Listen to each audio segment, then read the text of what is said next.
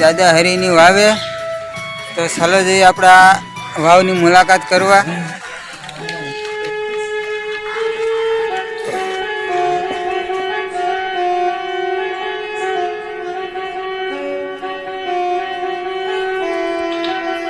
અને અત્યારે આપ જોઈ રહ્યા છો, આ છે દાદા હરિની વાવનો ઉપરનો નજારો. અને આ વાવની અંદર જવા માટે બે પ્રકારના પગથિયા બનાવવામાં આવેલા છે. એક છે ગોળ ગોળ ફરતા ફરતા પગથિયા બનાવેલા છે અને બીજા એકદમ સીધા પગથિયા છે. અને આપણે સૌથી પહેલા ગોળ ગોળ જે પગથિયા છે ત્યાંથી ઉતરવાનું છે અને એકદમ સીધા પગથિયા છે ત્યાંથી ચડવાનું છે. અને સામે જે દેખાય છે ને તે એ મેઇન વાવ છે. ત્યાંથી આપણે ગોળ ગોળ પગથિયાની અંદર ઉતરીને આ વાવની અંદર જવાનું છે. તો ચાલો જઈએ આ વાવની નજીક. અને અત્યારે આપણે આ વાવની નજીક આવી ગયા છીએ. અને આ વાવ કેટલી ઊંડી છે તે અહીંથી આપણે જોવાની છે. ત્યારબાદ આપણે આ વાવની અંદર ઉતરવાનું છે.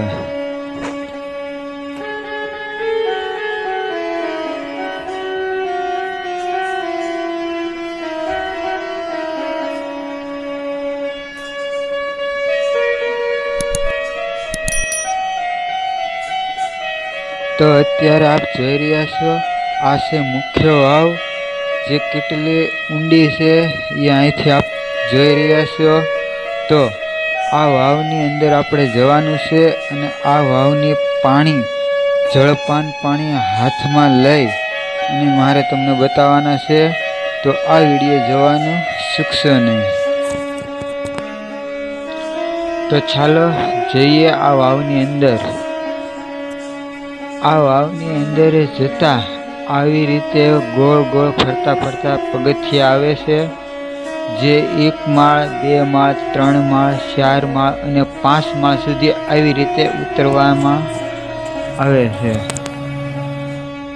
અને અત્યારે આપણે પહેલા માળ સુધી ઉતરી ગયા છીએ, જે આપ જોઈ શકો છો. અને આ વાવ હજી 4 માળ જેટલી ઊંડી ઉતરવાની બાકી છે. હા, ઉતરવા માંડો દાદરા.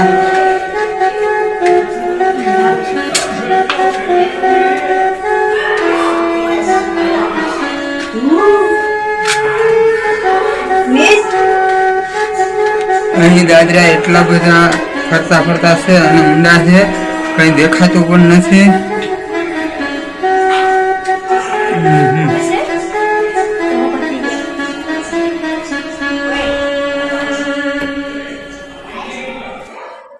અને હવે આપણે 2 માળ આ વાવની અંદર ઉતરી ગયા છીએ. તો હવે ચાલો જઈએ અંદર.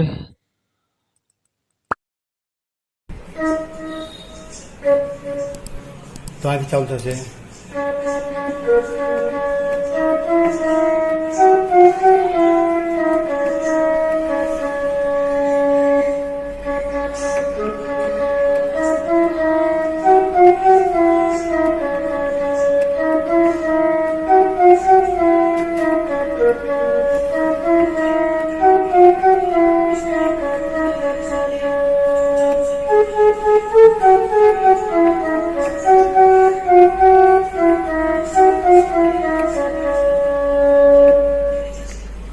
આગળ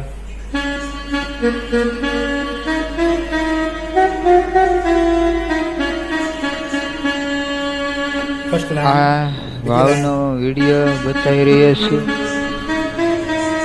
જે ફક્ત હવે 1 જ માળ જેટલી અંદર બાકી છે, જે આપ જોઈ રહ્યા છો. ચોથી લાઈન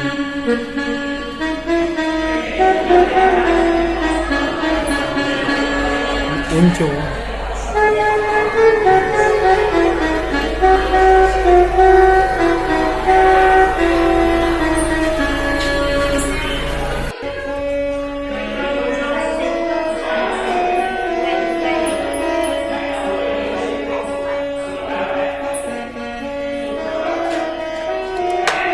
તો અત્યારે આપ જોઈ રહ્યા છો આ છે દાદા હરિની વાવ અને મેં તમને કહેલું હતું કે આ વાવના પાણી હાથમાં લઈ અને તમને બતાવવાનું છે. તો ચાલો જઈએ આ વાવની ઠેઠ તળિયે જઈ અને આ વાવના તળિયે જઈ અને પાણી હાથમાં લઈ અને જળપાન કરાવી અને તમને દર્શન પણ કરાવીએ. અને અત્યારે આપ જઈ રહ્યા છો, હું આ વાવના પાણીની નજીક જઈ રહ્યા છું અને આ વાવનું એકદમ પાણી નજીક આવી ગયું છે. અને અત્યારે આપણે 5 માળ જેટલા આ વાવના ઠેઠ તળિયા સુધી આવી ગયા છીએ, જે આપ જોઈ શકો છો. અને હવે ઠેઠ પાણી સુધી આપણે પહોંચી ગયા છીએ. તો દોસ્તો, આ છે દાદા હરિની વાવ જે આપ તમે જોઈ રહ્યા છો. તો આ વિડીયો જો ગમ્યો હોય તો લાઈક, શેર અને કોમેન્ટ કરજો, જેથી કરીને અમારા આવનાર વિડીયો સૌથી પહેલાં તમને જોવા મળશે. અને આવા ને આવા જો વિડીયો તમારી આજુબાજુ હોય તો કોમેન્ટ કરીને અમને જણાવજો, જેથી કરીને અમે ત્યાં પણ આવશું અને ત્યાં પણ વિડીયો બનાવશું. જય માતાજી. અને મારા કહેવા પ્રમાણે આપ જોઈ શકો છો, હું પાણી હાથમાં લઈ અને જળપાન કરી રહ્યા છું, તે તમે જોઈ શકો છો. તો અત્યારે તમે વાવના દર્શન કર્યા અને હવે આપણે જઈ રહ્યા છીએ ઉપર. તો ચાલો જઈએ ઉપર. આ વિડીયોમાં સંગીત બહુ સારું છે અને મને બહુ ગમે છે. તમને પણ ગમે છે ને? તો બજાવો સંગીત.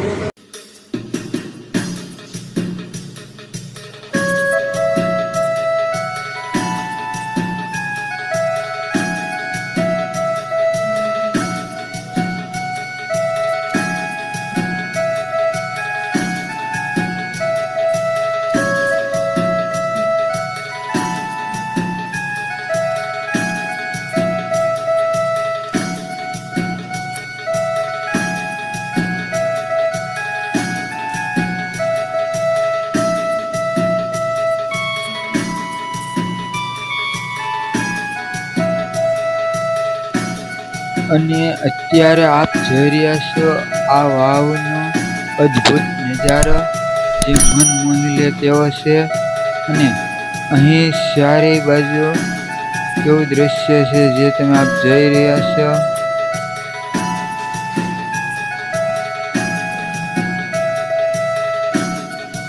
અહીં એક જ પથ્થરમાંથી આ કોતરણ કામ કરેલું છે. અને હવે આ દાદરા ચડતા અદ્ભુત નકશી કોતરણ કામ કરીને આ વાવ બનાવવામાં આવેલી છે, જે તમે જોઈ શકો છો. અને અહીંનું કોતરકામ એકદમ બહુ જૂનવાણી હોવાથી બહુ અદ્ભુત સારું લાગે છે, જે તમે જોઈ શકો છો. ચારે બાજુ અહીં બહુ જૂનવાણી લેક છે, જે આપણાથી વસાય તેવો નથી. અને આગળ જતા હવે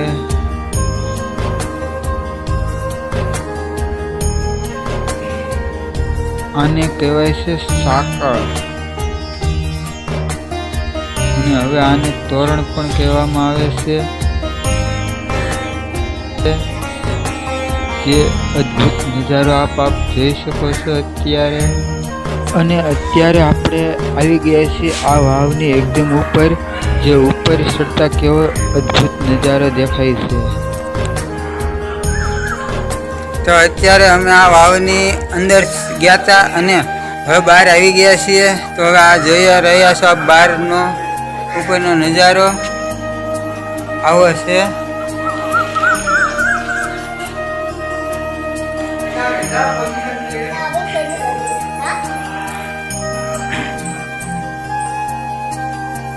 તો આ છે દાદા હરિની વાવ. તો આ વિડીયો પણ જો તમને ગમ્યો હોય તો લાઈક, શેર અને સબસ્ક્રાઈબ કરવાનું ભૂલશો નહીં. અને અમારી ચેનલમાં જો તમે નવા હોય તો સબસ્ક્રાઈબ કરજો, જેથી કરીને અમારા આવનાર વિડીયો સૌથી પહેલાં તમને જોવા મળશે. જય માતાજી.